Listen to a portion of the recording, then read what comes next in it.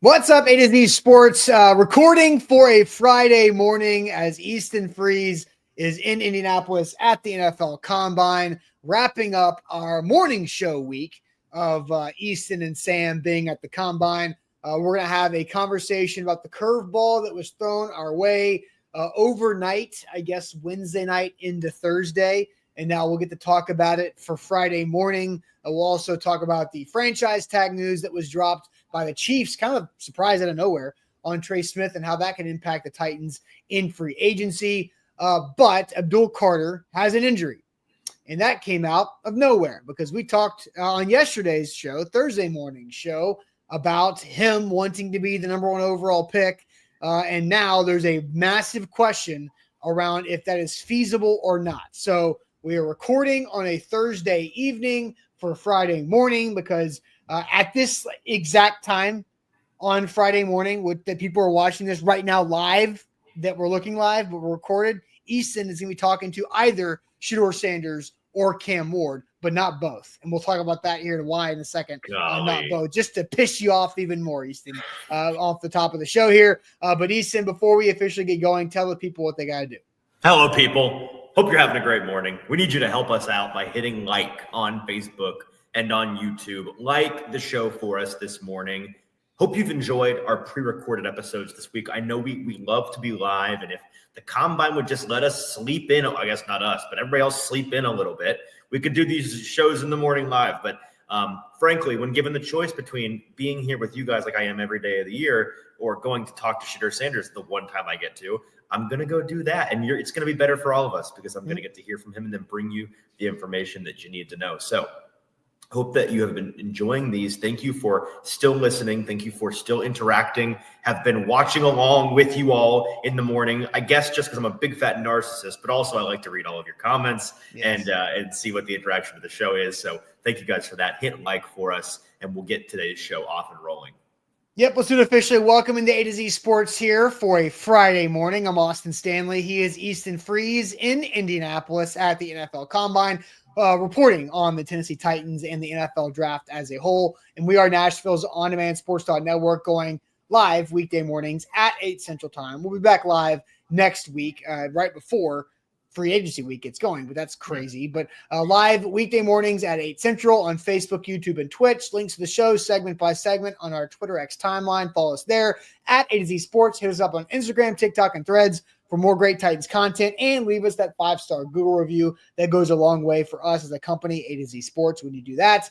And also, got to thank our sponsors. They make it happen for us, and they help out all of you. Wilson County Hyundai, make them a part of your new car buying process. Online, wilsoncountyhyundai.com. The Bone and Joint Institute, boneandjointtn.org, the region's destination for comprehensive orthopedic and sports medicine care. TDot out there keeping our state beautiful, so join their campaign and go to nobodytrashestennessee.com.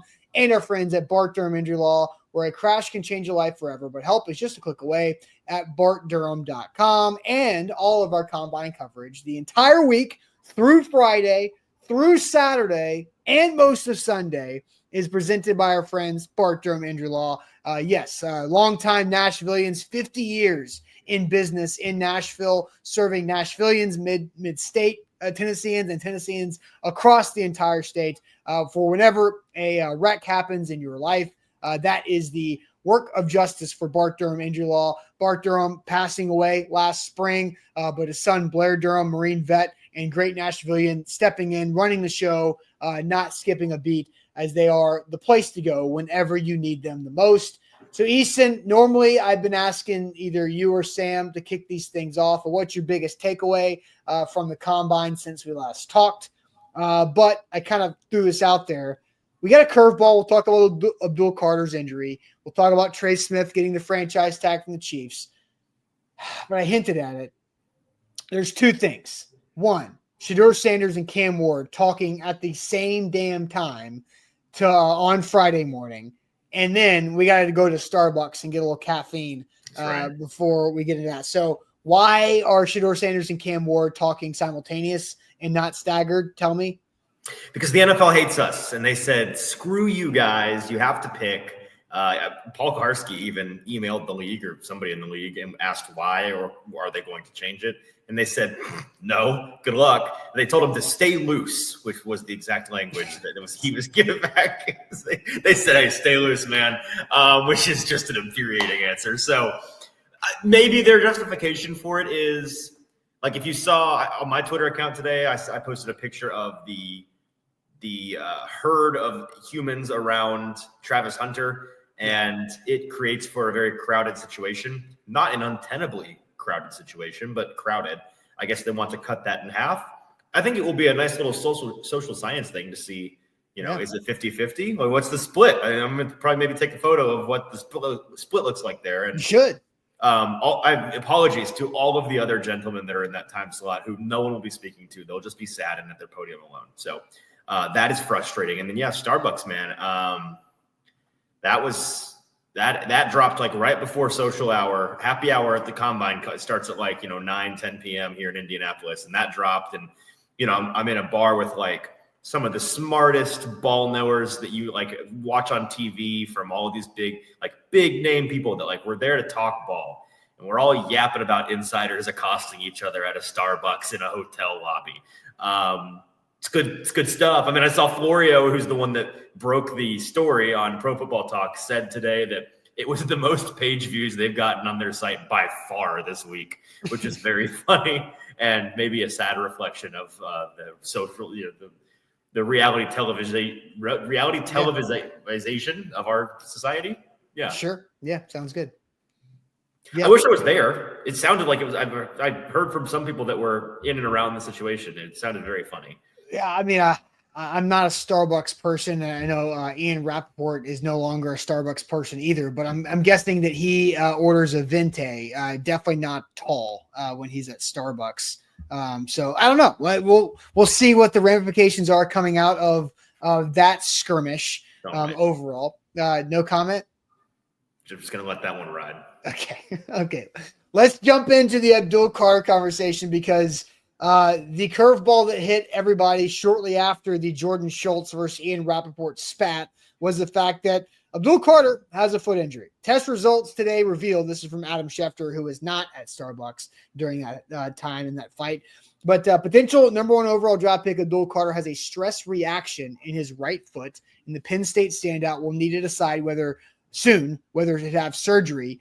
Sources tell ESPN. Here's a quote from his agent, Drew Rosenhaus. There are mixed opinions on whether he needs surgery, and we will figure that out in the near future. And then that's basically what Rosenhaus said there. And this is interesting because it did come out Thursday that they will not do surgery, which I find fascinating. And Easton, I will, by this time this show is airing, I've already sent a message to the Bone and Joint Institute for hopefully a Doc Talk segment next week about what a stress reaction is, because I know what a stress fracture is. I haven't had one, knock on wood, but I have friends who have, and that is not fun to deal with. And we all know that Derrick Henry had the Jones fracture in his foot a few seasons ago and what went into that. But stress reaction is something that I have never heard of, and I'm not going to make another Jordan Schultz reaction joke as I did. That was a stress reaction. Yeah, that was that one. But so Easton, what was the buzz around this when it came out and when you guys were around the media scrums in the workrooms on Thursday?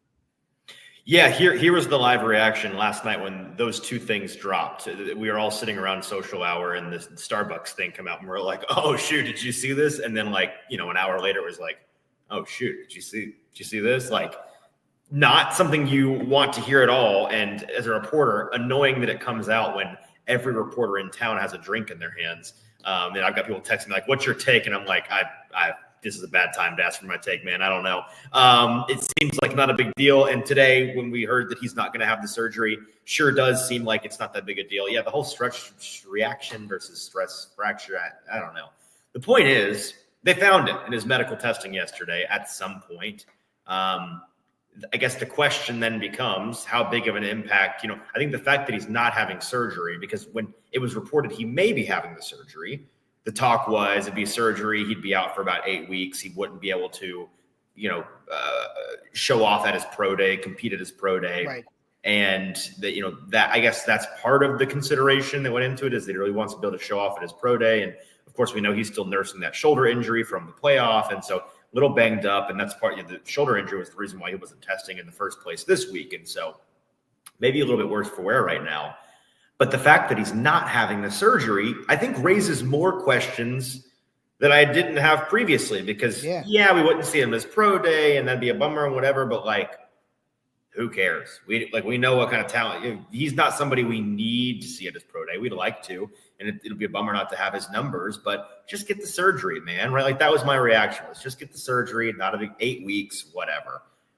For him not to get the surgery, okay, well, now I'm wondering, is this going to be a problem that eventually requires surgery? Will it heal on its own? By not getting the surgery, are you risking further aggravation? Are you risking long-term damage? Is there a chance that this becomes a whole lot worse if you tweak it? There's so much more of it. And again, it's a stress reaction. What the heck is that in the first place? That's part of the reason we have so many questions. So I don't know, man. The real question we're going to ask the audience here, Austin, I think, is that, what impact does this have on him in the draft as a potential first overall pick, as a potential Titans first round pick? Does it have any impact on that? I mean, it definitely will, because at least the PTSD from Titans fans on injured players is very strong. What do you mean? We know that. And so I did just Google stress reaction versus stress fracture.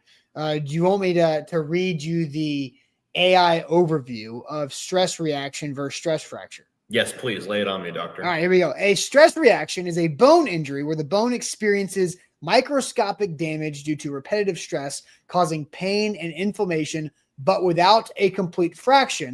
While a stress fracture is a full crack or break in the bone that develops from a prolonged stress reaction if the stress continues without proper rest and recovery.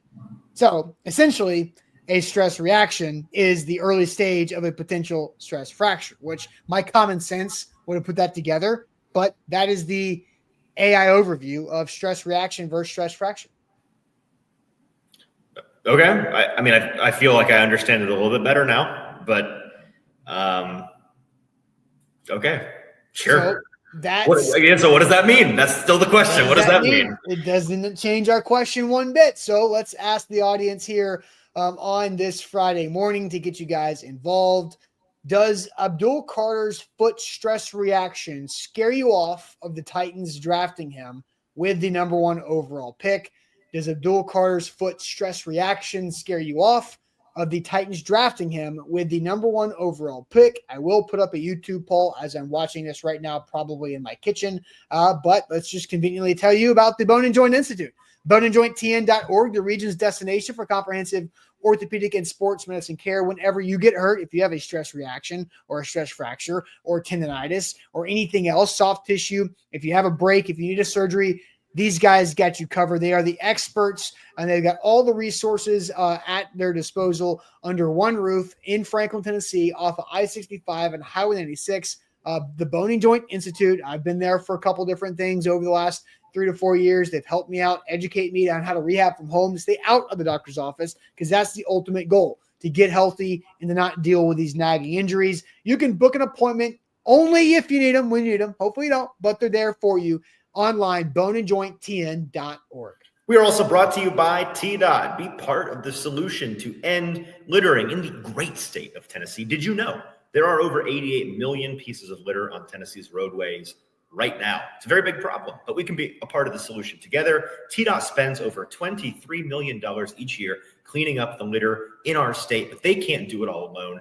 You can help by making simple changes, like stop littering for one, pick up the litter when you see it, and join local cleanups. Every action counts. Tennessee needs all of us to step up, be part of that solution today, and help keep Tennessee beautiful. Visit nobodytrashestennessee.com to get involved and see how you can make a difference.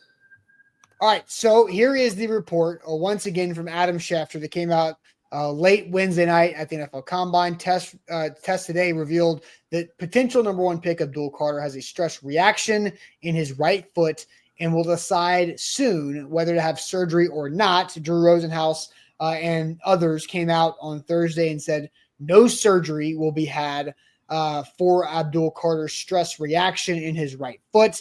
Hopefully we can get a doc talk scheduled with the Bone and Joint Institute next week to learn more about what this is, because everybody's asking, does Abdul Carter's foot stress reaction scare you off of the Titans drafting him with the number 1 overall pick? Easton, we both were inaccurate with our predictions on the Harold Landry YouTube poll. I said 83%. You thought it was going to be higher than that. I believe it was 73%. Giving the people too much credit. So what are you predicting this to be right now?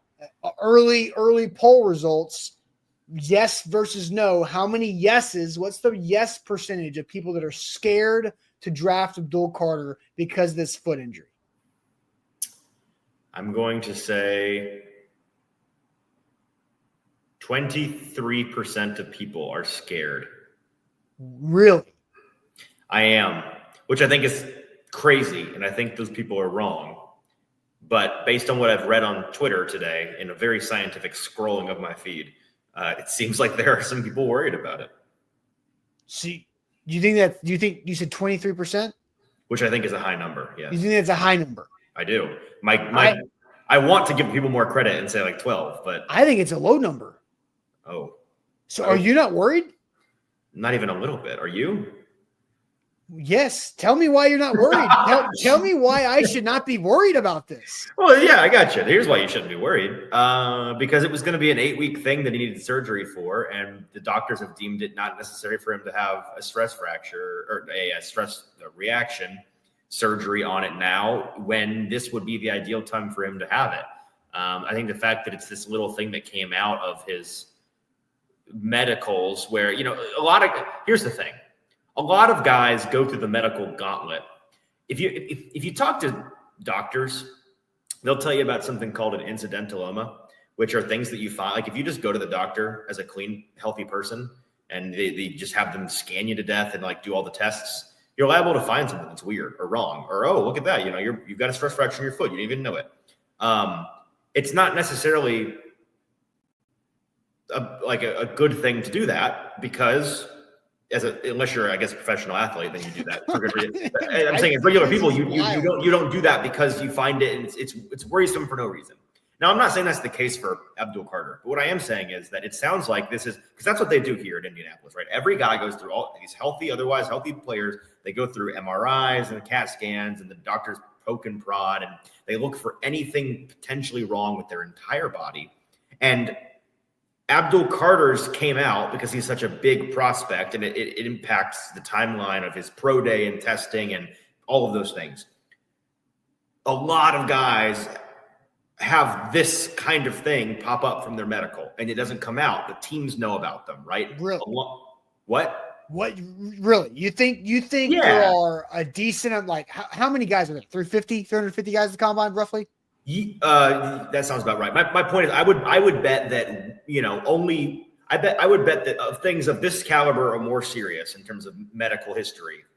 One in every 10, 1 in every 20 of them we ever even hear about. And so, again, it's a thing to consider, but a lot of the guys on these teams' boards have little things like this. They do. And the fact that this came out is because of his status, and the fact that he's not getting the surgery, to me, indicates, because here's the deal. Whether or not, like, there are questions, and earlier I mentioned the questions that it brings up. It's kind of strange. They're probably going to answer them maybe the doc talk's going to answer them for us, and we'll feel enlightened a week from now. But I don't see how this impacts my concern for him in August, in September, my concern for him medium term, long term as a player. Like, it's just a thing that he has to get over. And the fact that they're not getting the surgery, which would be relatively minor surgery, only an 8-week recovery, tells me that they're not worried about it. So if they're not worried about it, and unless maybe if in Daniel Jeremiah's next mock, suddenly Abdul Carter is the 9th player off the board, then we can revisit this conversation. But I don't think it's going to change one thing. So I'm not worried. Man, I view this differently. Like, I have zero concerns about his shoulder. But How when can you're you talking about his shoulder, he's not doing things this week because of his shoulder. Yeah, but that's healing. like a shoulder injury is a football injury. Like I literally went to the Bone and Joint Institute like years ago because I have a bad shoulder because of a football injury that happened when I was 17 years old. Like it's shoulders happen. Yeah. When you have a foot injury, that concerns me more than most with explosive athletes. But what if it's healing? Like maybe they're not getting the surgery because it's healing. It could be, but we're also talking about the number 1 overall draft pick. Sure. The number 1 overall draft pick is what the Titans have. And if they don't like the quarterbacks, then Abdul Carter makes the most sense for their team building structure. We've talked about that. We're going to have a Travis Hunter conversation down the road, maybe next week, maybe the week after, maybe in April. Who knows? We'll have it. But like, you're taking a guy, like I would have felt more comfortable if they just said, yeah, let's do the surgery, knock out these 8 weeks now and come back from it. Now, obviously in life, if you can avoid going under the knife, do it. But this is just something that's going to be there. At some point, this foot might be a problem and you're investing a number 1 overall draft pick with a stress reaction in his foot, in his right foot. He is so explosive, so violent, and all of that explosive power and energy. I love how you said right foot, like that has any bearing on it. Not just his foot, his right foot. I mean, it could, depending on what side of the defense he's going to play on. Well, I mean, he'll probably go back and forth, but I see what you mean. But right foot might be hard to push off of that. We talked about that with DeAndre Hopkins and his MCL. We did. Right. So I think it makes a difference. But you're talking about like all of that force goes through the foot from the ground that he is using. Mm-hmm. And you're talking about the number 1 overall draft pick.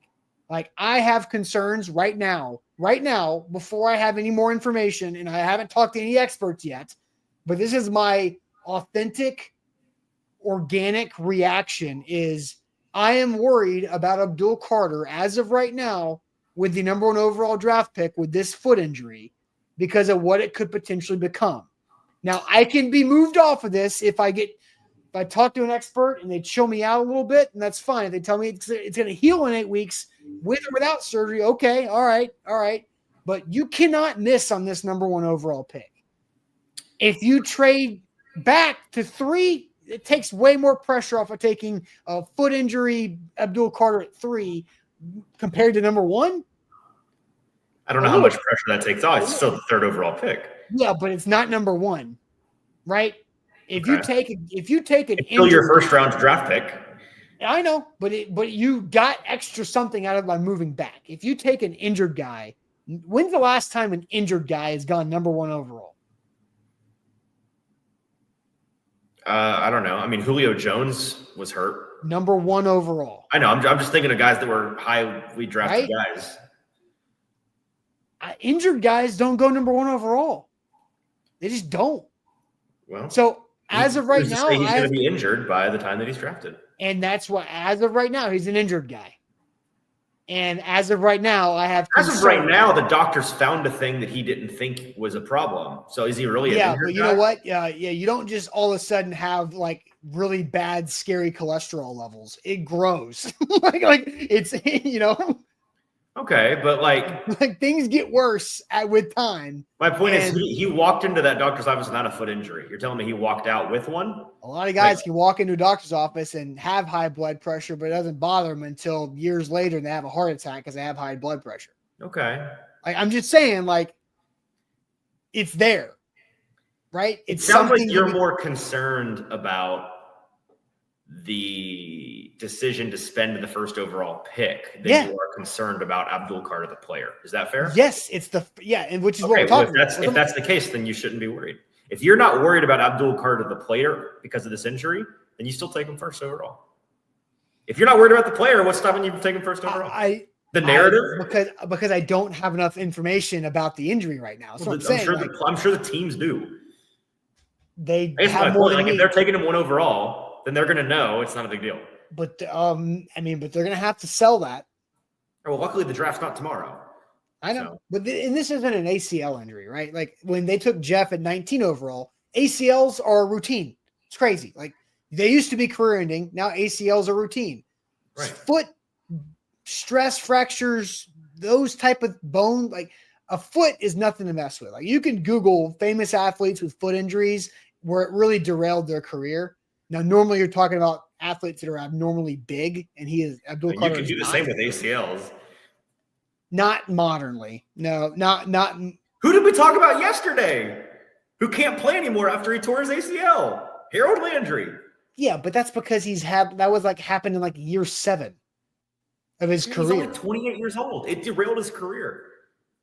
Yeah, but towards the yeah, if he's 28. Myles Garrett's the best pass rusher in football. He's 30 years old. No, I'm talking about Jeff coming out of college. I'm talking about like ACL. I'm just saying, like all these even routine and non-routine injuries, they all derail careers. I'm not picking up what you're putting down on this, Austin. I'm not. That's fine. Hey, Javon Curse had a similar foot injury when he was in one of his last years, the Titans, the first go around, and it definitely changed the trajectory of his career. Well, foot injuries are nothing to mess with. Class with a much more significant and concerning injury, and he's a Hall of Famer. So, I'm sorry, I missed that last one. Who? Julio Jones. Okay, look, it's the number 1 overall pick. It scares me off a little bit.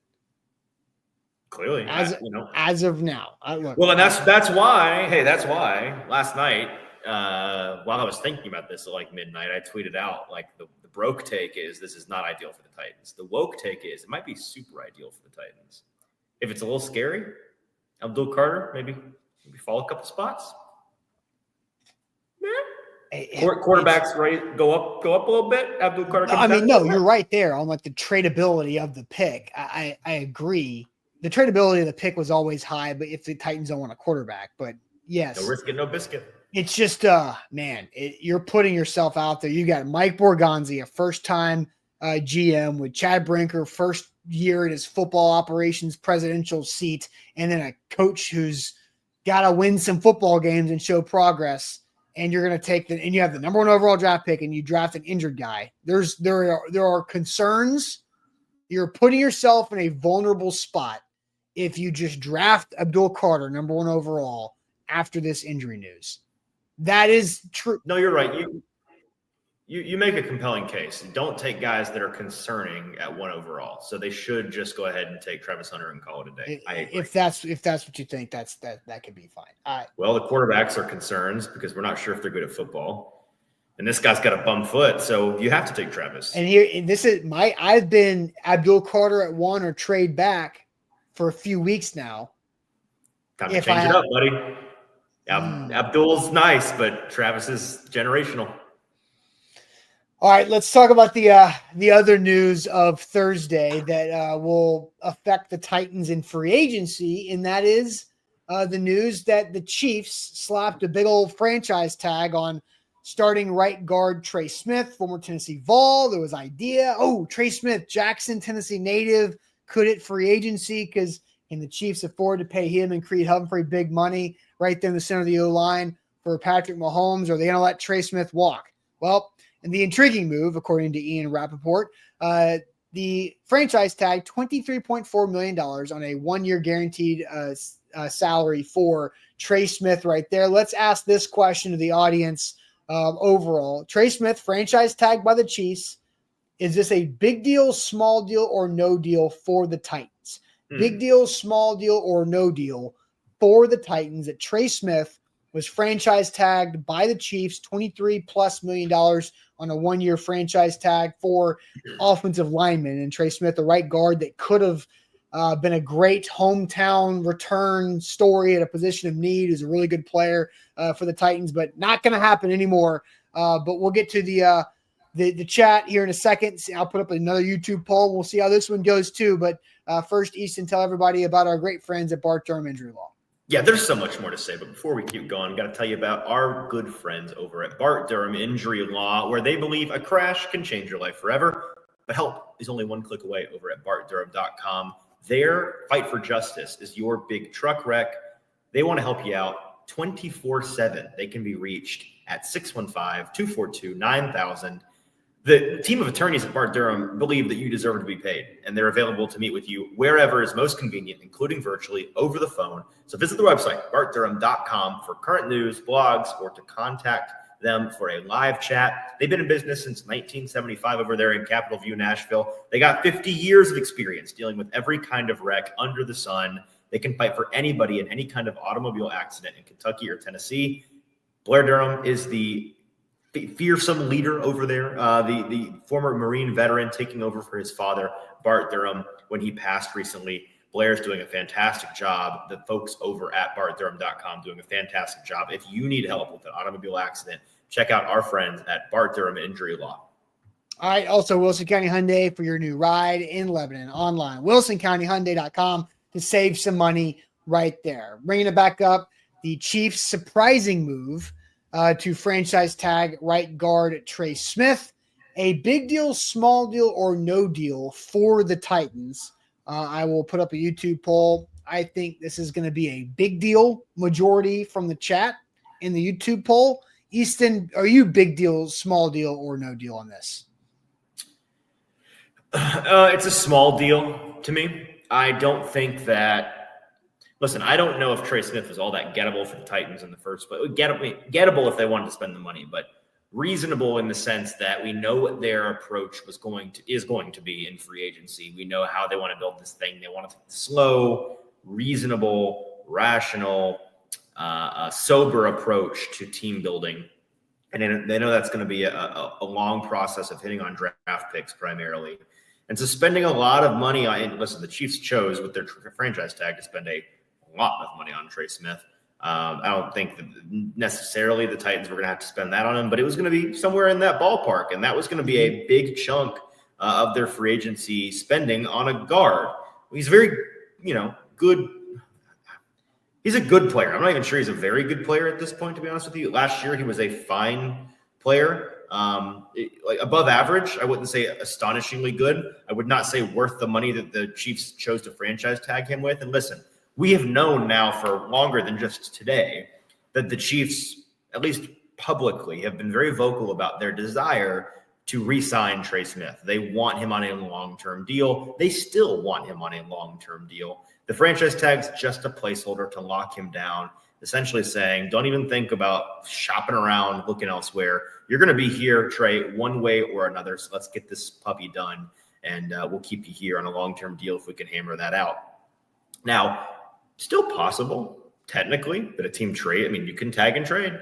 A team could trade for Trey. I just do not know about trading for him at that number. The Titans, absolutely. They shouldn't be trading for him. An alarm for work while I'm here doing work, because we don't usually do the morning show at this time.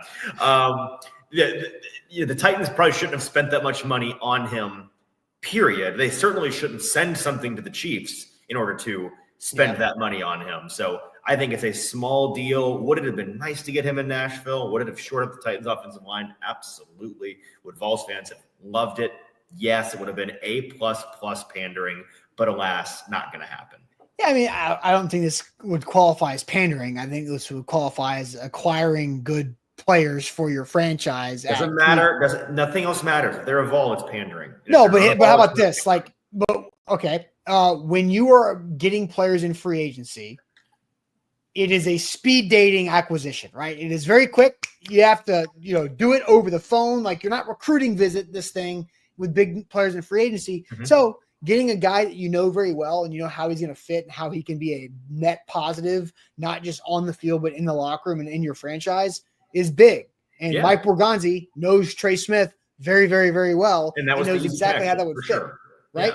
Yeah. So that's where my small deal is, because I agree with you. I didn't expect the Titans to be able to win the price tag war on Trey Smith if there was one. But I do think it's a small deal, because I think Borgonzi could know that adding Trey Smith to this locker room is a good acquisition for the team building aspect of it, for a new foundation moving forward. And now it's just one player less that they have a chance to go do that with.